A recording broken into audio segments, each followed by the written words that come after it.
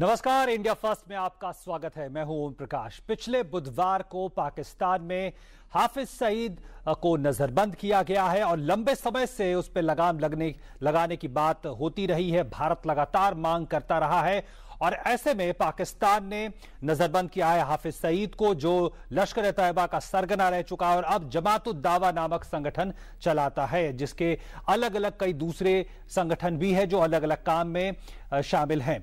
लेकिन आखिर हाफिज सईद की इस नजरबंदी के क्या मायने हैं? क्या यह भारत की मांग को पूरा करता है? क्या जो 26/11 हमले का जो आरोपी हाफिज सईद है, क्या जो भारत लंबे समय से मांग करता रहा है उस पर कार्रवाई करने की, क्या उसकी तरफ पाकिस्तान बढ़ रहा है या पाकिस्तान पे जो अंतर्राष्ट्रीय दबाव है उसकी वजह से पाकिस्तान ने यह कदम उठाया है? इस पे हम बात करेंगे। पहले देख लेते हैं इसी मामले से जुड़े कुछ तथ्य ग्राफिक्स के जरिए, और ये क्या कहते हैं। 26/11 के मास्टरमाइंड पर शिकंजा कसा है और नजरबंद किया गया है उसे, और कहा जा रहा है कि अभी वो जमात उद दावा संगठन चलाता है, जिसके से जुड़े कई और संगठन भी है। जमात उद दावा का बयान है कि पाकिस्तान सरकार अमेरिका के दबाव में काम कर रही है और भारत में फिर से हाफिज सईद पर विश्वसनीय कार्रवाई की मांग की है। पहले भी गिरफ्तार हुआ है हाफिज सईद और भारत हाफिज सईद के खिलाफ ठोस सबूत दे, पाक ने एक बार फिर से कहा है। लेकिन कल भारत ने यह कहा कि पहले से ही सबूत जो है पाक में मौजूद हैं। हाफिज सईद खुद कई बार अपना गुनाह कई घटनाओं के बारे में कबूल कर चुका है और इस वक्त हाफिज सईद समेत लश्कर के 37 आतंकवादियों को एग्जिट कंट्रोल की लिस्ट में रखा गया है और कई आतंकी हमलों का हाफिज सईद समर्थन करता रहा है, जिसमें उरी हमला भी शामिल है। भारत कई बार हाफिज के खिलाफ सबूत दे चुका है, डॉजियर दे चुका है 26/11 के बाद, और कई बार दूसरे मामलों में भी। सवाल यह है कि क्या इससे भारत पाक संबंधों में कोई बदलाव आएगा? और पहले भी हाफिज सईद नजरबंद हुआ है, लेकिन विश्वसनीयता पर हमेशा सवाल रहा है और हाफिज सईद को नजरबंदी की आड़ में यह भी कहा जा रहा है क्या सुरक्षा दी जा रही है, क्या उसे खतरा है, उसके कारण यह किया गया है, और क्या पाक पर बढ़ता अंतर्राष्ट्रीय दबाव काम कर रहा है। और जो भारत सरकार का कहना है, भारत के विदेश विभाग का कहना है, वो ये कहना है कि तमाम सबूत हाफिज सईद के खिलाफ पाकिस्तान में ही मौजूद है, क्योंकि 26/11 की पूरी प्लानिंग और सब कुछ पाकिस्तान में हुआ है। सिर्फ कमी यह है कि इच्छा शक्ति पाकिस्तान के पास नहीं है। और इसी मसले पे बातचीत करने के लिए हमारे साथ दो वरिष्ठ हमारे साथ मेहमान जुड़े हुए हैं। हमारे साथ आलोक बंसल जी हैं, इंडिया फाउंडेशन से जुड़े हुए निदेशक हैं, और हमारे साथ अशोक सज्जनहार जी हैं जो पूर्व वरिष्ठ राजनयिक हैं। आप दोनों का बहुत बहुत स्वागत। और आलोक जी, मैं अगर आपसे शुरू करना चाहूं तो इससे पहले भी कई बार जब भारतीय संसद पे 2001 में दिसंबर में हमला हुआ था, उस समय भी गिरफ्तार हुआ था हाफिज सईद। मुंबई में ट्रेन धमाके हुए थे, उसके बाद भी गिरफ्तार हुआ था, और कई ऐसे मामले आए जब वो नजरबंद या गिरफ्तार हुआ है। इस बार कितना अलग है, इसको आप मानते हैं? देखिए, हर बार जब भी हाफिज सईद गिरफ्तार हुआ है वो बाहरी दबाव के अंतर्गत हुआ है, और इस बार भी जो गिरफ्तारी हुई है वो बाहरी दबाव के अंतर्गत हुई है, इसमें कोई शक की बात नहीं है। अब कितना भिन्न है ये इस बात के ऊपर निर्भर करता है कि इस वक्त जो अमेरिका की हुकूमत है वो पहले की हुकूमतों से कितनी भिन्न है। पहले भी कई बार उन पर दबाव डाला गया है, लेकिन डोनाल्ड ट्रंप, जिन्होंने इस आतंक का सफाया करना एक अपना उद्देश्य बना लिया है और एक मिशन के रूप में इस पे कार्यक्रम कर रहे हैं इस्लामिक कट्टरपंथ के खिलाफ, तो उनसे थोड़ा भय पाकिस्तान में ज्यादा है। और चूंकि मुंबई हमले में कई अमेरिकी नागरिक मारे गए, अमेरिका इसका डायरेक्टली एक विक्टिम है, तो अमेरिका इसके खिलाफ, पाकिस्तान के खिलाफ कुछ कार्रवाई कर सकता है, ऐसा पाकिस्तान को लगता है। पाकिस्तान के ऊपर जो दबाव है वो दिन प्रतिदिन बढ़ रहा था, और पाकिस्तान के मीडिया ने साफ कहा है कि पाकिस्तान की स्थिति ऐसी हो गई थी कि पाकिस्तान के लिए अब इस दबाव को सहन करना असंभव सा हो गया था, और उनको इसलिए उसके खिलाफ कोई कार्रवाई करनी बहुत आवश्यक हो गई थी, क्योंकि अमेरिका का बहुत ज्यादा दबाव था। और अशोक जी, क्या ये दबाव इसलिए ज्यादा था क्योंकि अब ट्रंप अमेरिका में हैं और जिस तरह से वो लगातार कठोर बात ही नहीं कर रहे, ट्रैवल बैन और कई देशों पे उन्होंने बैन भी लगाया है, क्या ये दबाव और बढ़ गया था? देखिए, जब ट्रंप का ये इलेक्शन कैंपेनिंग के दौरान भी उन्होंने पाकिस्तान के विरुद्ध बहुत ऐसी बातें कही थी जो वो आतंकवाद को सहारा देता है, आतंकवाद को प्रमोट करता है, परंतु जब उनका इनॉग्रेशन हुआ 20 जनवरी को, उसके तुरंत बाद उन्होंने 7 देशों पर प्रतिबंध लगाया जो वहां के जो लोग हैं अमेरिका में नहीं आ पाएंगे। और एक जब व्हाइट हाउस में पत्रकारों से बातचीत हो रही थी तो व्हाइट हाउस स्पोक्स पर्सन उनसे पूछा गया जो ये पाकिस्तान के ऊपर भी ऐसा प्रतिबंध लगाया जाएगा, तो उन्होंने कहा हो सकता है।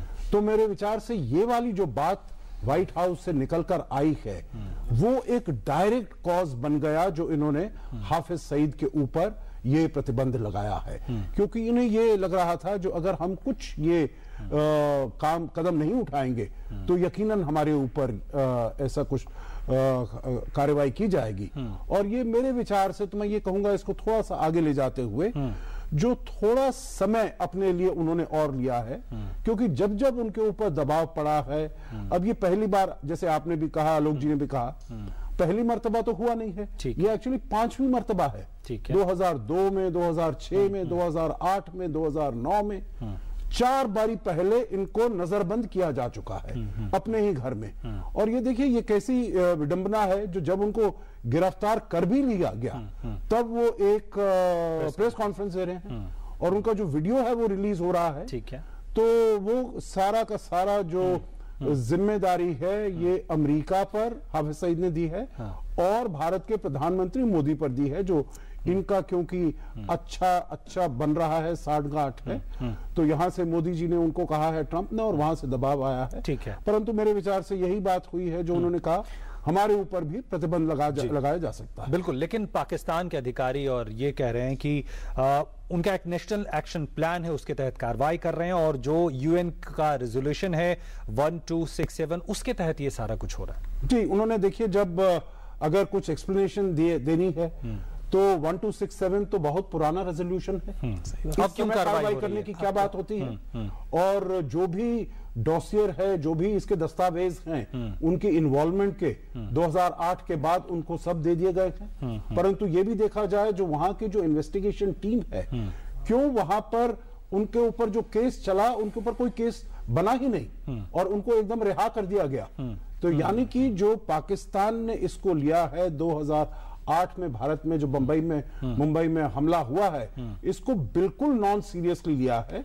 1267 के अंतर्गत देखिए 2 चीजें आती हैं, एक तो आप इनके बाहर जाने के ऊपर आप रोक लगा दें, ठीक है, दूसरा आप इनकी जो भी प्रॉपर्टी हैं, जो भी एसेट्स हैं, उनके ऊपर आप बंदिश लगा दें। ठीक है, इनको 1267 में अरेस्ट करने की कोई जरूरत नहीं है। ठीक है, परंतु उन्होंने अरेस्ट इसीलिए किया है क्योंकि पूरी दुनिया को और यकीनन अमेरिका को ये बता दे जो हम पाकिस्तान जो है ये बहुत सीरियस है, ठीक है, आतंकवाद से जूझने के लिए, आतंकवाद से भिड़ने के लिए। ठीक है, तो आलोक जी किस तरह की नजरबंदी है? क्या उनके संगठन पर भी है, उनके और भी दूसरे तंजीमें हैं, फलाह इंसानियत फाउंडेशन है, इन सब पर भी क्या कोई रोक है जो एसेट्स कह रहे हैं, किस तरह का ये है? देखिए अभी जो पाकिस्तान में जो रोक लगाई है, पाकिस्तान में संगठनों के ऊपर रोक कई बार लग चुकी है, लेकिन पाकिस्तान की एक यूनिक कैपेसिटी है कि आज आप एक संगठन को प्रतिबंधित करें, कल वो एक नए नाम से पैदा हो जाता है।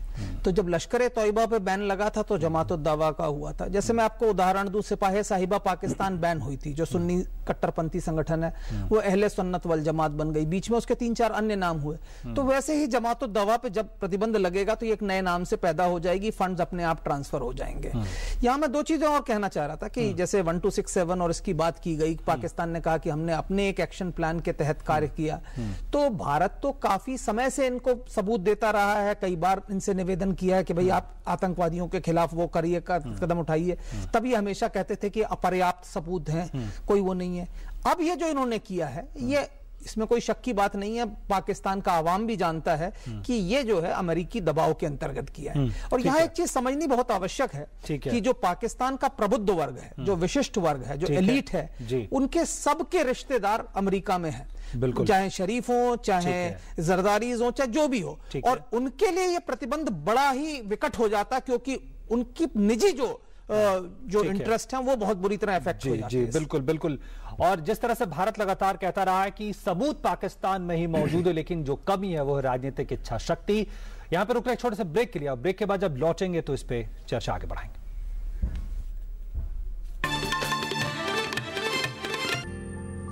आज रिजल्ट आएगा। Best of luck. इस बार क्लास में फर्स्ट आया है डेविड। कांग्रेट्स। पर अब क्या हुआ डेविड? मुझे आगे पढ़ना है, पर पापा कहते हैं पैसे नहीं है। पैसे नहीं है, वो देखो। प्री मैट्रिक स्कॉलरशिप स्कीम अल्पसंख्यक समुदाय के उन बच्चों के लिए है जिनकी सालाना पारिवारिक आय 1 लाख रुपए से कम है और जिन्होंने पिछली कक्षाओं में 50% अंक प्राप्त किए हैं, और लड़कियों के लिए 30% स्कॉलरशिप निर्धारित है। मदद हमारी, मंजिल आपकी। Your business needs a reliable and cost-efficient delivery solution. Introducing Express Parcel and Business Parcel. Your customer selects the product. Our pickup service collects it from you and provides fast, secure and economical delivery at your customer's doorstep. We also collect cash from them and offer you fast cash remittance service. Now enjoy the growth and success of your business with India Post Parcel Services. Keep your business ahead. खाना रखा है अब्बू, खा लो। ठीक है फरदीन 11वीं class में admission मिल गया? हाँ जी शुक्रिया। मेरे अब्बू मुझे पढ़ा लिखा कर बड़ा आदमी बनाना चाहते हैं। शुक्र है हमारे इस सपने को पूरा करने के लिए हमें मिल रही है अल्पसंख्यक कार्य मंत्रालय की तरफ से पोस्ट मैट्रिक स्कॉलरशिप। अल्पसंख्यक समुदाय के उन स्टूडेंट्स के लिए है जिनकी सालाना पारिवारिक आय 2 लाख रुपए से कम है और जिन्होंने मैट्रिक में 50% अंक प्राप्त किए हैं, और लड़कियों के लिए 30% स्कॉलरशिप निर्धारित है। मदद हमारी, मंजिल आपकी। अरे जग्गू, कल चाय पर आ रहा है ना? नहीं यार, घंसू कुछ दिन से पीछे पड़ा हुआ है आधार बनवाने के लिए। इस उम्र में क्या जरूरत है आधार बनवाने की? आधार से तो मैंने बैंक खाता भी लिंक कराया है, जिससे मेरी गैस सब्सिडी सीधे मेरे खाते में आ जाती है। यही नहीं, जो मेरे यहाँ शांति काम करती है ना, उसे भी आधार से विधवा पेंशन मिलने में आसानी हुई है। आप उम्र के किसी भी पायदान पर हो, आधार आपको सरकारी एवं गैर सरकारी सुविधाओं को पाना आसान बनाता है। प्रधानमंत्री जीवन ज्योति बीमा योजना। इस योजना के तहत सिर्फ 1 रुपया प्रतिदिन जमा करने के हिसाब से आपको मिल सकता है 2 लाख रुपए का जीवन बीमा। आपके बाद आपके परिवार का जीवन बिना रुके चलता रहे, इसलिए आज ही इस योजना से जुड़े। प्रधानमंत्री ग्राम सड़क योजना ने हम गांव वालों के लिए तरक्की के रास्ते खोल दिए। सड़क के गड्ढों की फोटो खींच रहे हो? कोई खास बात है क्या? अरे काका, मेरे मोबाइल फोन में मेरी सड़क ऐप है, जिससे प्रधानमंत्री ग्राम सड़क से जुड़ी कोई भी जानकारी सरकार तक भेजी जा सकती है। सड़क से जुड़े सुझाव या शिकायत पर सरकार वाजिब कार्यवाही करती है। प्रधानमंत्री ग्राम सड़क से जुड़ी कोई भी बात, मेरी सड़क एंड्रॉइड ऐप अब हर पल मेरे साथ। और ब्रेक के बाद इंडिया फर्स्ट में एक बार फिर से आपका स्वागत। हम आज बात कर रहे हैं कि पाकिस्तान में हाफिज सईद की जो नजरबंदी हुई है, आखिर उसके क्या मायने हैं। अशोक जी, अगर मैं आपसे जानना चाहूं कि 26/11 भी जब हुआ था और उसके पहले भी कई घटनाएं हुई थी, उसके बाद जिस तरह से गिरफ्तारी हुई और कोशिश हुई कि जांच हो, लेकिन जो चीजें निकल कर आई 26/11 की ही बात करें तो फेडरल इन्वेस्टिगेशन एजेंसी ने कोई मजबूत सबूत इकट्ठा नहीं कर पाई, कोर्ट ने भी उसको लेकर अपनी टिप्पणी की। तो ऐसे में इस बार आपको लगता है क्या उम्मीद हम कर सकते हैं? नहीं, मेरे विचार से कुछ खास हमें उम्मीद रखनी नहीं चाहिए, क्योंकि जैसे आपने बिल्कुल ठीक कहा और मैं बिल्कुल उससे इत्तेफाक रखता हूं, सहमति रखता हूं, जो वहां पर पॉलिटिकल विल नहीं है जो इसको आगे केस को आगे बढ़ाया जाए।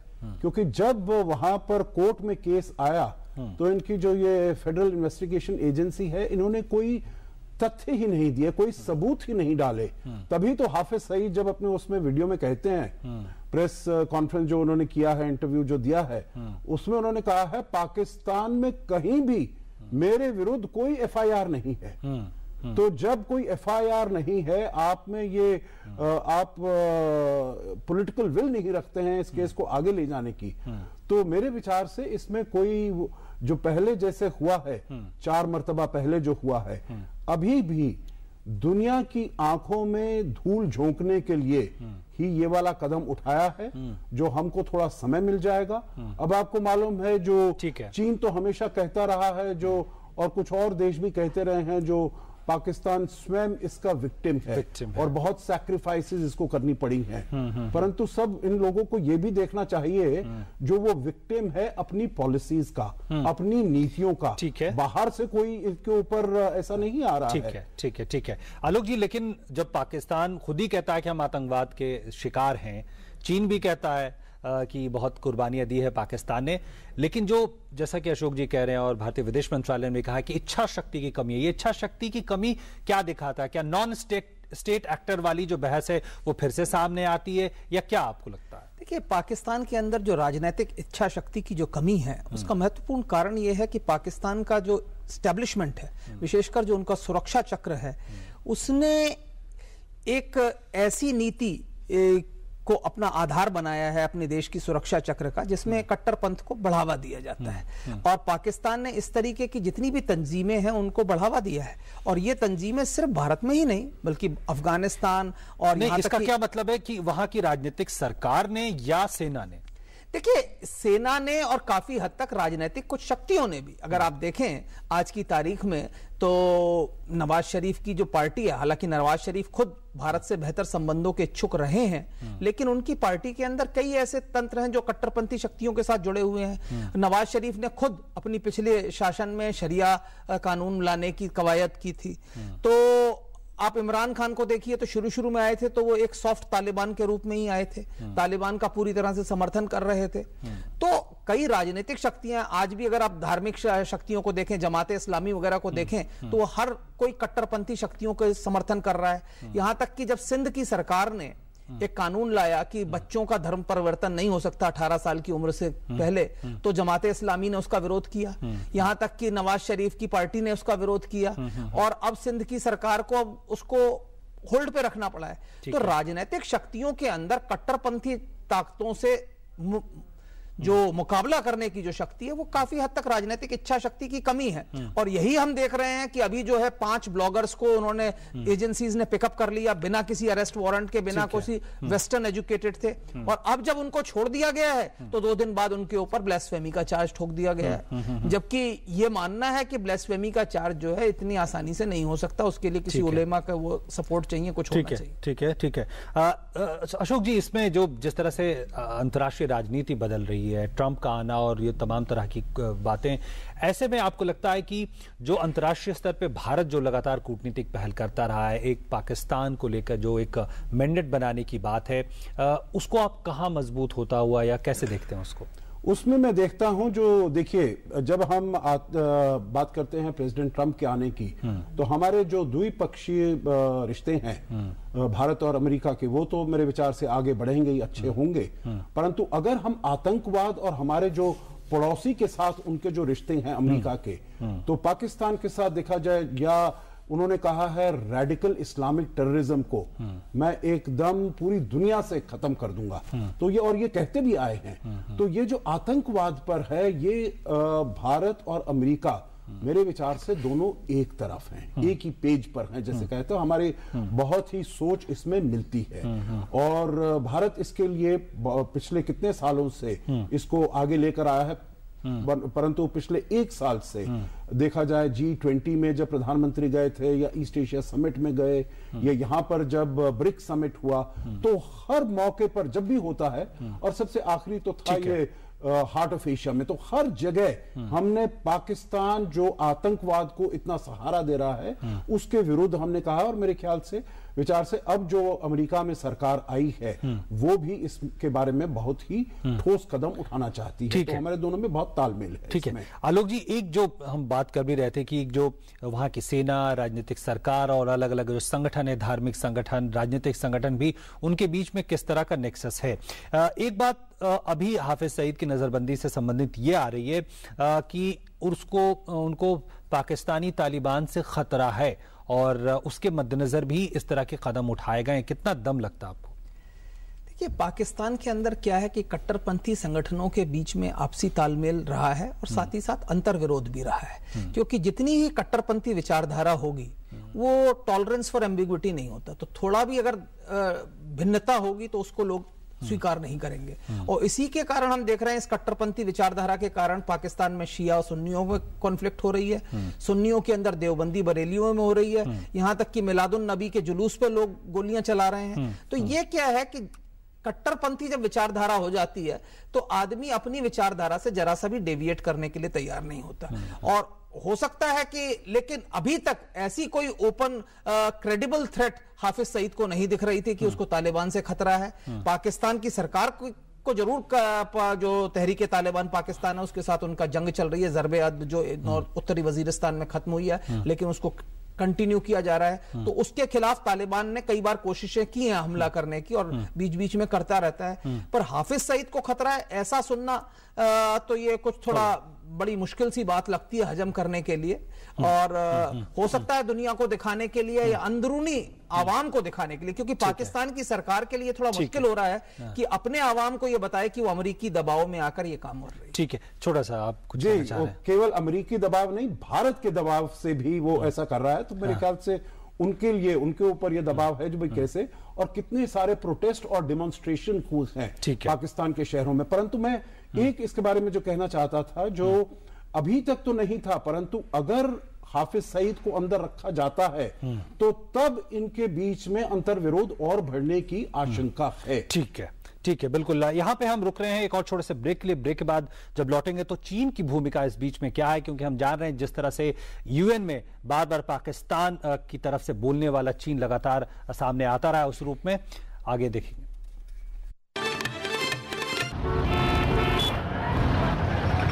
मैंने सोच लिया है, जब मैं बड़ा हो जाऊंगा ना, तब मैं साइकिल रिपेयर की दुकान खोलूंगा। क्यों? जिस तरह आप सब पेट्रोल वेस्ट कर रहे हैं, फ्यूचर में तो पेट्रोल बचेगा ही नहीं, तब तो सब साइकिल ही चलाएंगे ना।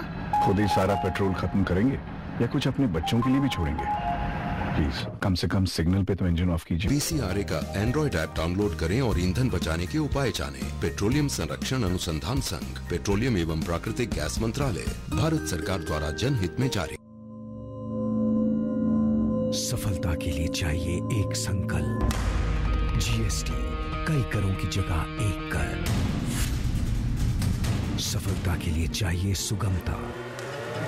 जीएसटी, वस्तुओं का बाधा रहित प्रवाह करेगा व्यापार आसान। सफलता के लिए चाहिए दमदार स्ट्रोक। जीएसटी, एक राष्ट्र, एक कर, एक बाजार। जीएसटी, आजादी के बाद सबसे बड़ा कर सुधार, अर्थव्यवस्था के बेहतर परफॉर्मेंस के लिए। रोहिणी दिल्ली 2014, डॉक्टर संजीव का अल्ट्रासाउंड क्लिनिक। अपराध लिंग परीक्षण करना। कुरुक्षेत्र हरियाणा 2015, तांत्रिक बाबा। अपराध लिंग चयन में सहयोग व प्रचार। फरीदकोट पंजाब 2014, गर्भवती महिला के पति और सास। अपराध लिंग परीक्षण करवाना। पीसी-पीएनडीटी एक्ट के तहत लिंग जांच या चयन करना या करवाना या इसमें किसी भी तरह का प्रचार या सहायता करना कानूनन जुर्म है। इसमें 5 साल तक की सजा और 1 लाख रुपए तक का जुर्माना हो सकता है। जांच करने वाले डॉक्टर का लाइसेंस रद्द किया जा सकता है। मार्च 2015 तक ऐसे 271 केसेस में सजा सुनाई जा चुकी है। दीवारों के भी कान होते हैं, कब समझोगे?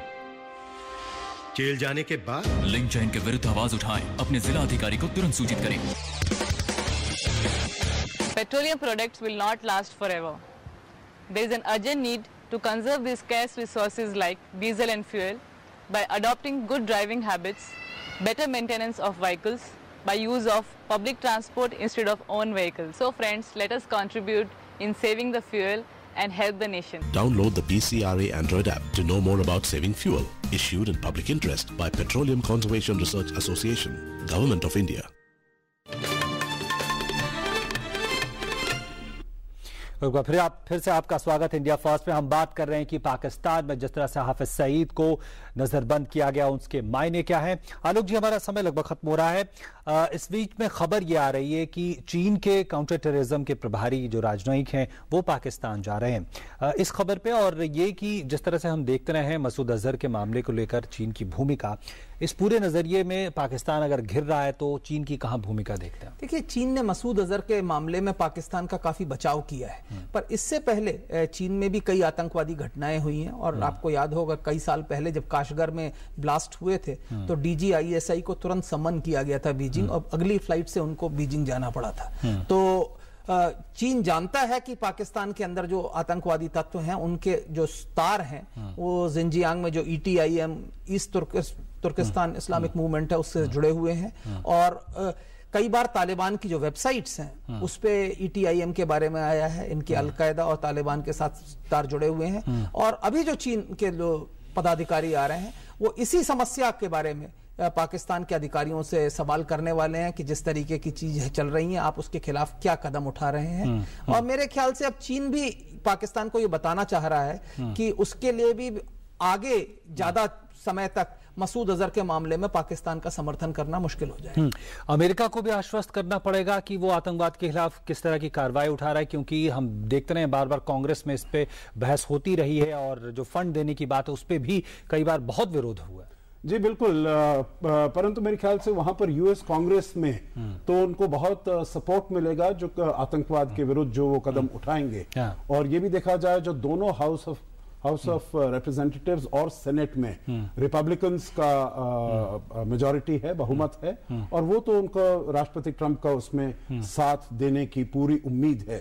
अगर आप इजाजत दें, चीन के बारे में मैं एक शब्द कहूंगा, जो उनके वाइस मिनिस्टर तो आ रहे हैं वहां पर, परंतु चीन, ये भी कहा गया है कि चीन का भी दबाव हो सकता है जो हाफिज सईद को पकड़ा गया हो। हालांकि मैं इसमें बिल्कुल भी विश्वास नहीं करता हूं, क्योंकि अगर चीन ने कुछ दबाव डालना था तो वो जो उन्होंने वीटो की है मसूद अजहर के विरुद्ध, वो उसके ऊपर से अपना अंकुश हटाते और उसको टेररिस्ट करार देने की अनुमति देते यूनाइटेड नेशन से। ठीक है, ये वाला जो है, हालांकि जब डीजी आईएसआई जो नए वाले बने हैं नवीद मुख्तार, पहला जो काम उन्होंने किया है वो गए हैं बीजिंग, और बीजिंग में जाकर उन्होंने चीन को पूरी तरह ये सांत्वना दी है, पूरा ढांढस बंधाया है, जो आपके जो एसेट्स हैं, जो चाइना एक पाकिस्तान इकोनॉमिक कॉरिडोर है, उसमें पूरी आपको सुरक्षा दी जाएगी, आपके लोगों को, काम करने वालों को। ठीक है जी, तो निश्चित तौर पर कहा जा सकता है कि हाफिज सईद की नजरबंदी जिस तरह से हुई है उसे लेकर फिलहाल बहुत जो इतिहास है वो हमें उम्मीद बांधने नहीं देता। लेकिन देखेंगे जिस तरह से अंतर्राष्ट्रीय जियोपॉलिटिकल सिचुएशन बदल रही है, जिस तरह अमेरिका बदल रहा है, जिस तरह से भारत लगातार कोशिशें कर रहा है, उसका क्या असर पड़ता है। बहुत बहुत धन्यवाद आलोक जी आपका हमारे साथ जुड़ने के लिए, अशोक जी आपका हमारे साथ जुड़ने के लिए, और इंडिया फर्स्ट में आज इतना ही। नमस्कार।